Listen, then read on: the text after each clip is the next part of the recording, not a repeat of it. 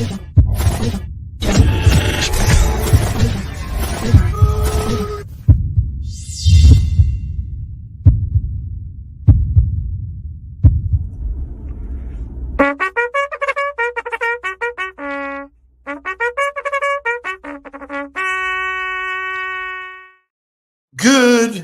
morning. It is, I don't even know what day it is. What day is it, Shay? Third. It is Wednesday the 3rd. It is crazy when these holidays jump in and out and whatever. But hopefully everybody made it back yesterday, started back into what they do for a living. We were supposed to have Miss Lori Salarillo this morning. She is a no-show. I'm hoping everything is okay with her. So you get me and you get Shay today. There is a new lineup, which we will talk about, until we get comfortable. But you'll see more of Jake this year. You'll see a little less of me, a little less of Mark.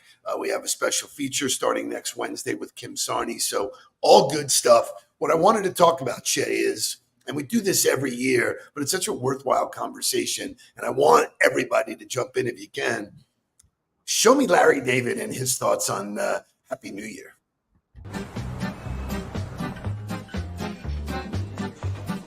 Hey, Larry. Randy. You got it. Yeah. I'm a friend of Susie's. I know, yeah. Happy New Year. It's a little late, frankly, for the Happy New Year's, you know? Why? Just happened a couple weeks ago, right? Yeah, that's too long. Statute of limitations is kind of run out on the New Year's. 3 days. Plenty. 3 days. So I'm assuming your New Year's resolution is to not be on time. I looked at the clock as I was brushing my teeth and it was 7:53. I'm like, oh, good, I got 5 minutes. Patrick came in and all hell broke loose.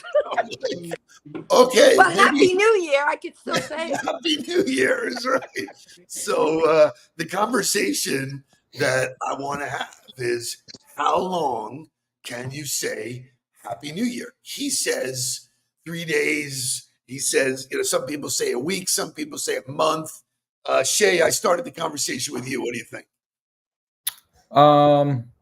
Yeah, I usually give it probably first time I see somebody, or I'm sending emails, so I'll give, first week or so. Yeah. Lori, what do you think? I have to agree with Shay. If I see you, maybe if I saw you more than a week out, I might say it because it's the first time I saw you. But yeah, with emails, this week it's done. I might be the outlier here. Chris Pollock is over after a week. For me, like the month of January, it's like, hey, I haven't seen you. Like, I'm not going to, I've seen, so Happy New Year, good. I'm not going to continue to say that. But at some point, I think it's kind of, if I haven't seen you, I still want to wish you a Happy New Year. Yeah, that's what I said. I think if you haven't seen someone, and it's in the first few weeks, first couple of weeks of January, then it's fine. But you don't want to keep saying it. Nope, you don't want to keep saying it. So anyway, Happy New Year. Welcome to the show. Nice to see you and have you back. For those who don't know, this is a leap year. Leap year. So there are really 366 days this year. Yes. Right. That means one extra huddle day. That means if you were born on February 29th, you turn 1? Is that right? What's the deal with that whole thing? Well, so I have a friend who she was turning, I forget how old she was actually turning, but she did a quince because she was 50. So it's every, 6 years? I'm lost, man. Every 4 years. Okay, so she must have been turning 60 at the time. No, wait. Yeah, she must have been turning 60 at the time. And she did a quince because every 4 years, right? So anyway. So just a fun fact, the 366 day year means the last time that calendar happened was 1996. Wow. Crazy stuff. So anyway, give us a quick update. Mark and I updated everybody about our holidays. Give us a few minutes on how was your holiday? It was good. It was a little hectic at the beginning. I don't know that I'll ever cook the 7 fish feast for 28 people again in my life. That is way too many people.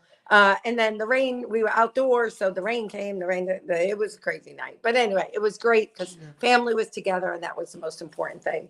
Nice. After that, I think after Christmas Day, I really have to say I just vegged for 2 or 3 days. I worked on the book during that time. And then on Friday, we went down to Ocean Reef, which was really nice. Got to spend some time with some close friends that we hadn't seen in a while. And it was just, I walked every day. The weather was gorgeous. We went out on a beautiful boat ride to Isla Morada. It was a great ending to the holiday. Very nice. Very nice. Do you have a resolution or a solution that you're sticking by for 2024? I don't have a resolution because I don't make those. So I did do goals, but my word is intentional curiosity. And that's something that, as my Nice. coach, that I've been working on, right? Asking more questions rather than, right, giving the answers or thinking I might know the answer. Maybe somebody's got a better idea. I love it. No, I think the key to life is asking questions. Key to success is how, what, where, so I love where you went with that. Really good stuff. We have new wake up songs. So, new wake up music. So Shay, wake us up. We got a full show, some fun stuff. Tuesdays and Wednesdays will be Lori's days. So let's rock and roll. Wake up, everybody. Get up, get up, get up, get up. Wake up, come on, come on.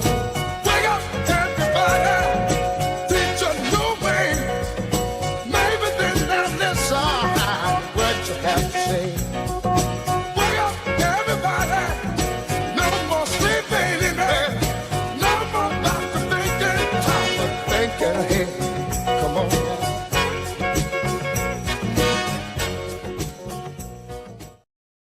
So, Mark, it's nice to have you as a audience participant. It's a different view, isn't it? Shout out to my boy Jake, who is gravely ill. He finished his workout with you, Lori. He came upstairs and he goes, "I'm very sick." Went to bed and he spent the whole night up and bad. And I think when you travel overseas, the susceptibility to stuff is there, and it finally hit him like a ton of bricks. So shout out to him. One of the new practices for the Huddle is we're going to start every single day with a daily affirmation. I want to just share again why daily affirmations work. They are short, written statements that are meant to give your self-esteem a positive boost. Mel Robbins, who you'll hear from later on today's show, she says, look in the mirror and give yourself a high five.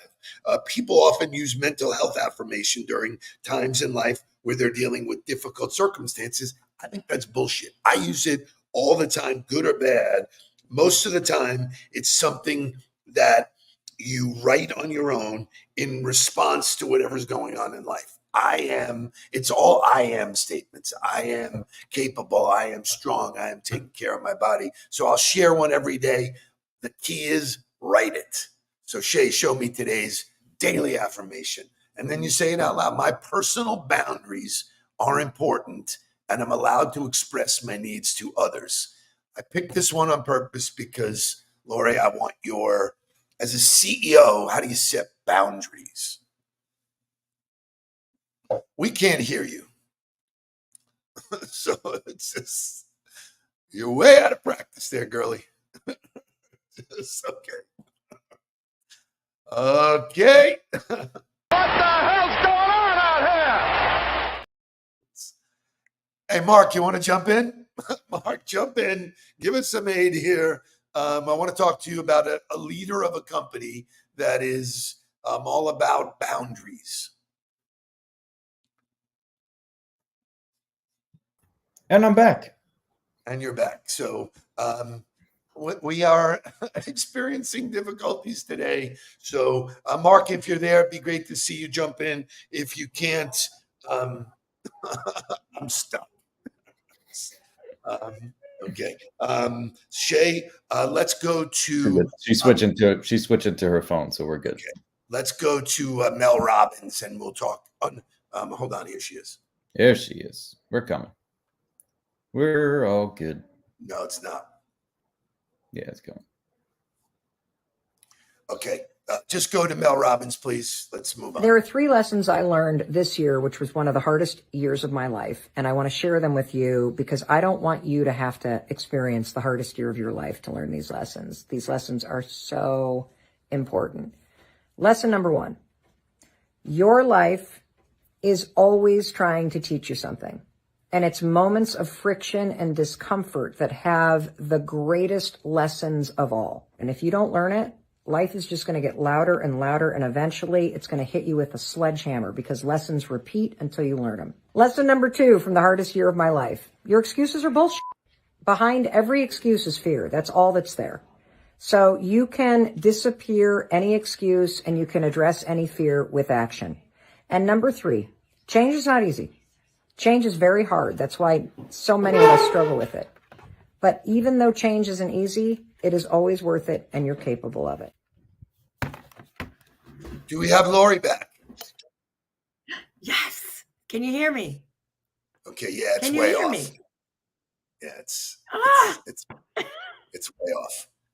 All right, What is let's going try on? again tomorrow, Lori. It's not good. Shay, jump back in. Okay, so shit happened. Start of the year. Unfortunately, I'm going to run the show today. So let's talk about what Mel Robbins. Let's talk about what Mel Robbins talked about. So life is teaching you lessons every single day. So I'm speaking to you, Shay. I'm speaking to the audience. The idea that whatever happens to you is happening for a reason, right, is so important. There's a Patrice shining in and saying the struggles are real. They're meant to be there. There's a book I read years ago. I highly recommend it to everybody, called The Obstacle is the Way. The obstacle is the way, meaning it's put there for a reason. So life is teaching you stuff. The best example for me is the idea that Michael Jordan was cut in his 9th grade basketball team.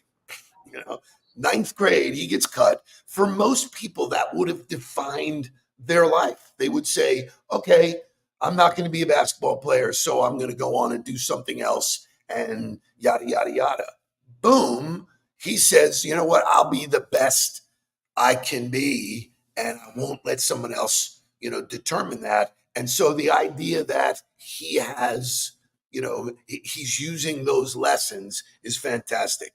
Number 2, and probably the most important thing, and I want you to think about your own life, and I want you to think about the people around you.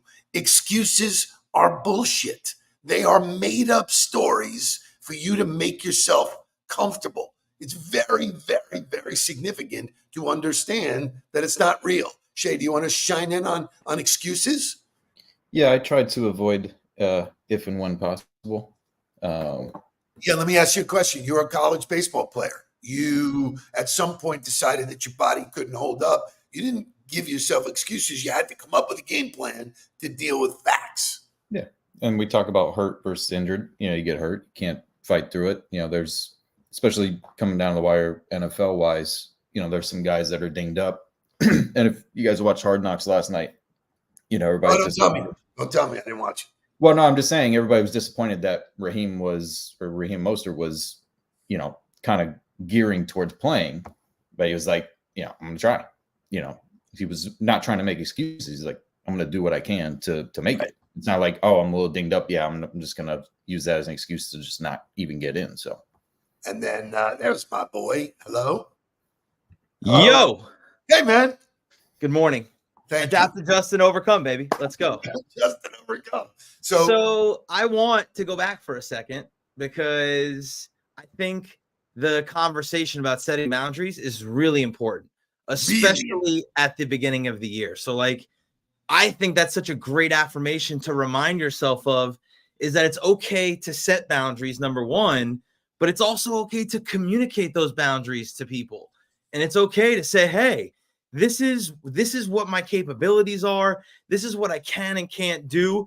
We've created a new schedule inside of the Huddle to try to create some boundaries for people so Right. that you don't have to be on the show every day. But I think a lot of leaders really struggle with that, especially middle management, where they are getting it from the top down and they're like, okay, this is the direction we're going to go in this year. I got to carry that out for my people.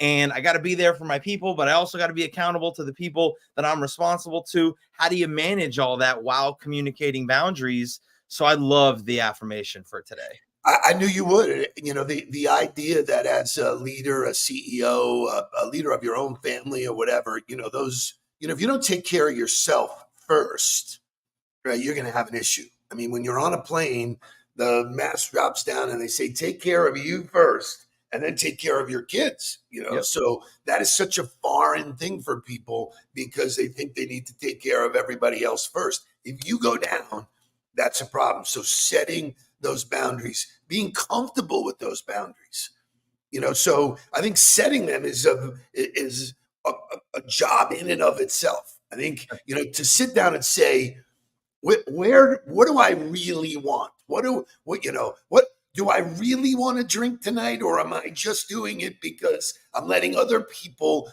push their shit on me?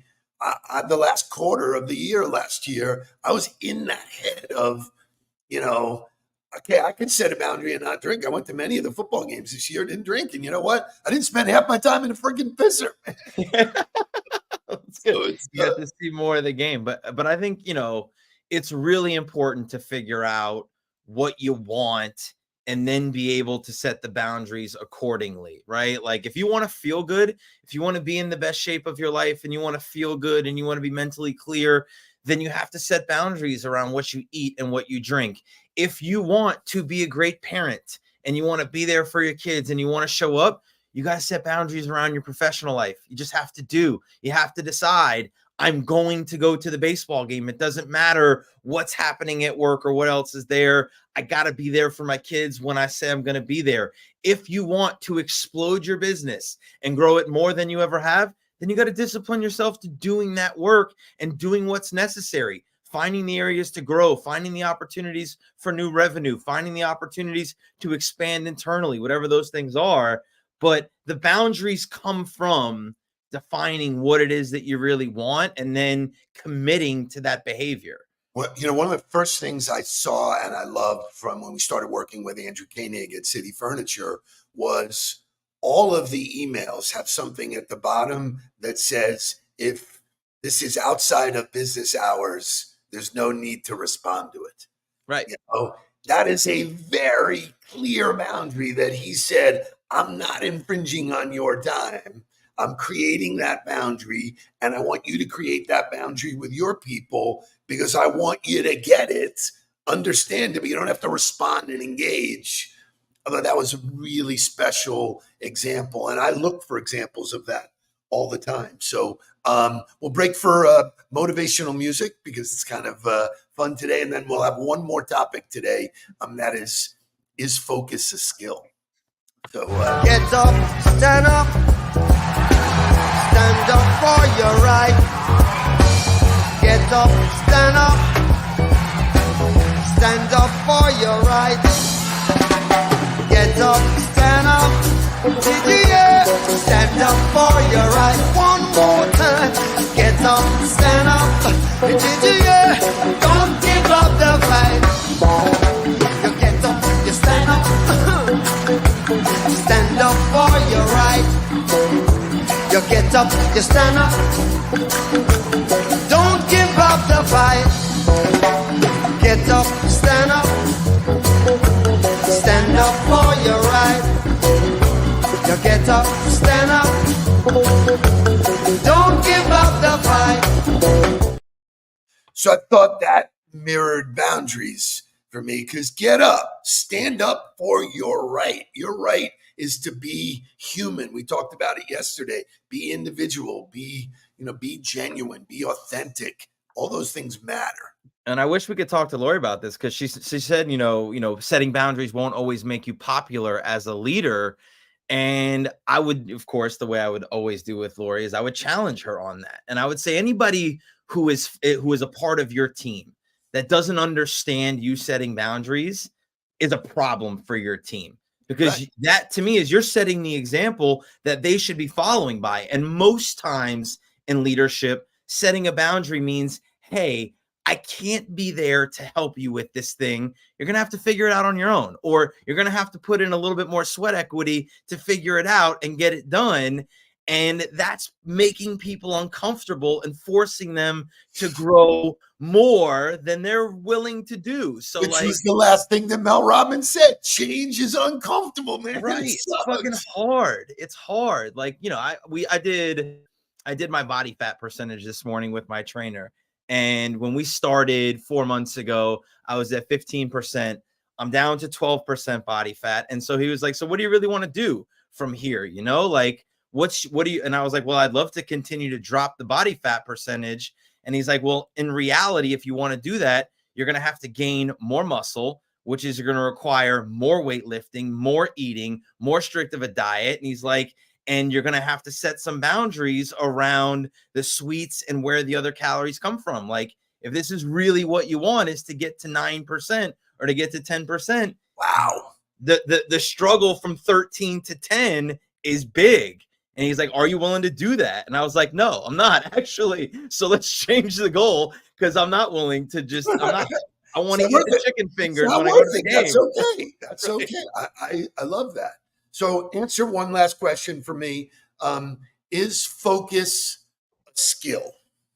Absolutely. It's a skill set, right? It's not a talent. Focusing is not a talent. You're not born with the ability to just focus. You develop the skill to focus. You develop the skill to set boundaries. You develop the skill to think intensely on something. You develop the skill to set up the environment for yourself to be able to solely focus and be present on whatever the task is at hand. So it is a skill set that you develop. It is not a talent. I think it's learned. I think, it comes with discipline, is learned. It's dealing with that voice in your head that says, oh, the bed looks really nice and warm. Or like when I hopped out of the shower last night, I was like, shit, I forgot to read my chapter. And that was the last thing I wanted to do in my life was to read. But I sat down and I read a chapter, and you know what? I felt good about it. So that focus helps you be more disciplined, which is great. Sorry we couldn't talk to Lori, man. We'll try and figure out those technical issues, but it does. Yeah, happen. Lori, get your computer fixed. I think Todd Stevens said it right. Learning is a lesson. Learning is a lesson today with technical issues. He's right. We got through. Jake was screaming from the other room, you do the show good by yourself, and it's okay. So, you were crushing it before I hopped on, but I figured you'd want the assist. I wanted the assist. Thank you for being there. And Shay gave you more than Lori, 2 words, so you're good. Yeah, Shay hit his quota for the year on words on the huddle. So, so and tomorrow it will be Mark and Jake. So you'll get to see more Jake and watch him in his career blossoming. So, and then Friday, as you know, we have Howard Levine from Amaranth Bank, which should be great. So last thing today is, if you're not part of our event, our learning event, focusing on the things that you need to do to get great this year, my only question to you is, why not? Why not? What are you doing? And if you haven't figured out how to invest in yourself for 2024, what are you doing? I just this morning got Maria Ortiz, the president of Aflac, signed up, paid her $99 and said, I want in. I want to invest in myself and get better. So success leaves clues. We will see everybody. You have until 1 o'clock Eastern time. The clock is ticking. 4 hours to help yourself get better in 24. Let's get down to business. I will see you tomorrow. Bye. Please don't worry about me. I'm about to let my heart speak. My friends keep telling me to leave this. So let's get down to business.